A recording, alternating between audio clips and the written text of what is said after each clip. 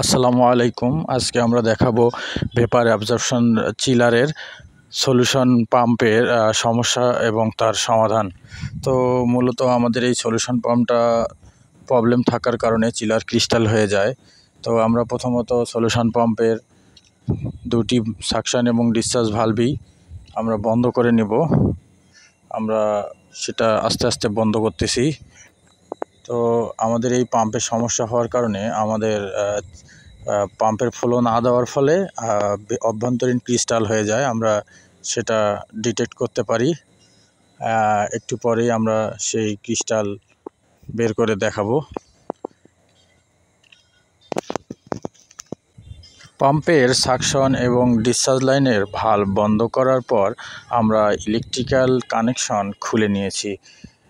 এখন আমাদের ড্রেন করার পালা। রেফ্রিজারেন্ট ড্রেন করে নেওয়ার পরে আমরা মোটরটা কি অপসারণ করব। এই মুহূর্তে আমরা মোটরটা অপসারণ করতেছি। মোটরটা অপসারণ করার পর আমরা মোটরে বেয়ারিংয়ের প্রবলেম পাই, আমরা সেটা সমাধান করি।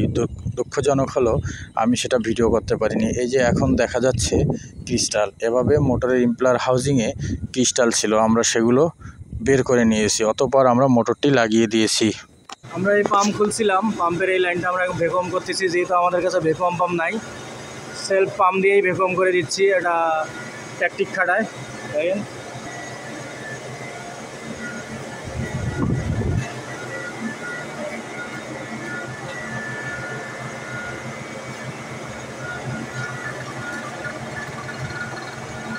ভ্যাকুয়াম শেষ করে আমাদের হিট এক্সচেঞ্জারগুলোতে ক্রিস্টালের সম্ভাবনা থাকার আশঙ্কা হিট এক্সচেঞ্জারে কন্ডেন্স দেই।